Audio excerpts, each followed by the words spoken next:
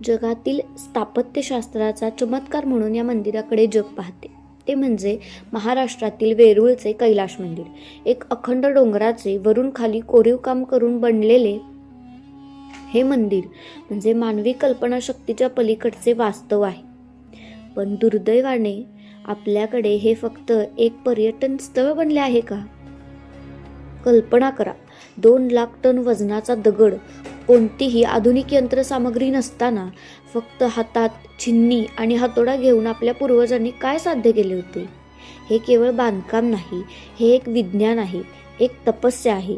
यातील प्रत्येक कोरीव काम म्हणजे खांब आणि प्रत्येक देवतांची मूर्ती ही हिंदू संस्कृतीच्या सर्वोच्च ज्ञानाची साक्ष देते. पण आज आपल्या हिंदू समाजाची स्थिती काय आहे? परकीय लोक येथे येऊन या वास्तुकलेचा अभ्यास करतात, दंग होतात आणि आपल्याला आपल्याच पूर्वजांच्या या अलौकिक वारशाबद्दल ना कुतूहल उरले आहे ना जाणीव. आपण या मंदिरांना फक्त जुनी दगडी बांधकाम समजून दुर्लक्ष करतोय.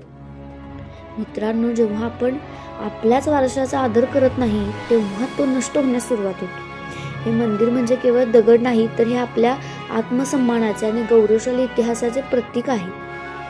आपण हिंदू आहोत, पण आपल्याच संस्कृतीच्या या महाकाय चिन्हाकडे आपण किती तुच्छतेने पाहतो हा विचार करण्याची वेळ आली.